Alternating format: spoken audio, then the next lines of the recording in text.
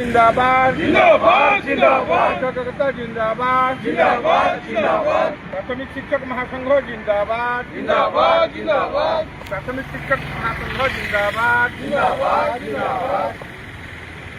वळसे गडपे आमर दाबी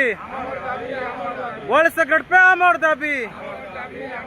6 ବର୍ଷର 6ଟି ନ୍ୟାସନାଲ ନିକିମେଣ୍ଟ आमर दाबी न्याय्य दाबी सरकार तुम्हें मानि नियो आमर दाबी न्याय्य दाबी सरकार तुम्हें मानि नियो शिक्षक एकता जिंदाबाद शिक्षक एकता जिंदाबाद वळसे गडपे आमर दाबी 6 ବର୍ଷର 6ଟି ନ୍ୟାସନାଲ ଇନକ୍ରିମେଣ୍ଟ आमर दाबी 6 ବର୍ଷର 6ଟି ନ୍ୟାସନାଲ ଇନକ୍ରିମେଣ୍ଟ आमर दाबी न्याय्य दाबी सरकार तुम्हें मानि नियो आमर दाबी न्याय्य दाबी सरकार तुम्हें मानि नियो शिक्षक एकता जिंदाबाद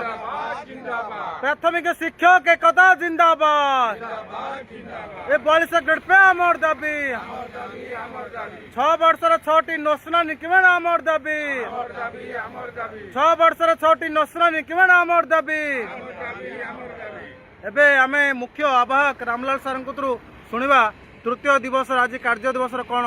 कार्यक्रम लक्ष्य अच्छे रामलाल सार सम्मानीय मुख्यमंत्री आमर दाबी घोषणा करंतु घोषणा करंतु घोषणा करंतु सम्मानीय मुख्यमंत्री आमर दाबी घोषणा करंतु घोषणा करंतु घोषणा करंतु सम्मानीय मुख्यमंत्री आमर दाबी घोषणा करंतु घोषणा करंतु घोषणा करंतु आज आमर प्राथमिक शिक्षक महासंघ तरफ स्टीयरिंग कमिटी जो 8 तारीख रु धारणा आरंभ होती आज आमर चरम दिन में यहाँ पहुंची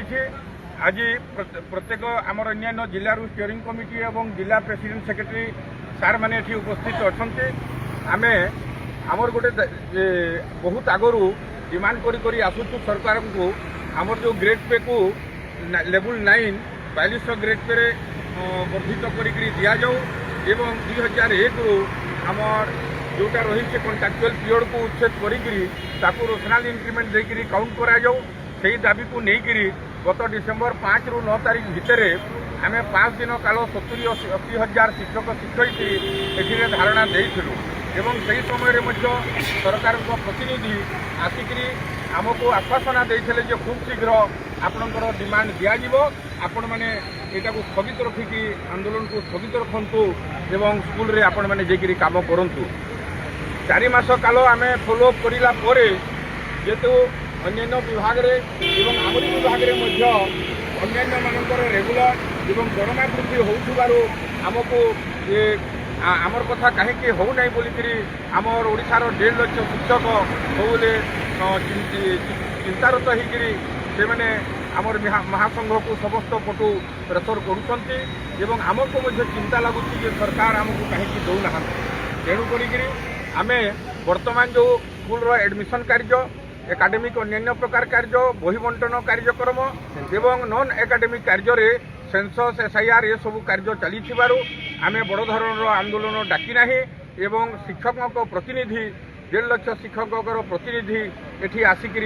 एप्रिल 8 तारीख रु आम अहरह कंटिन्यू धारणा उठिचु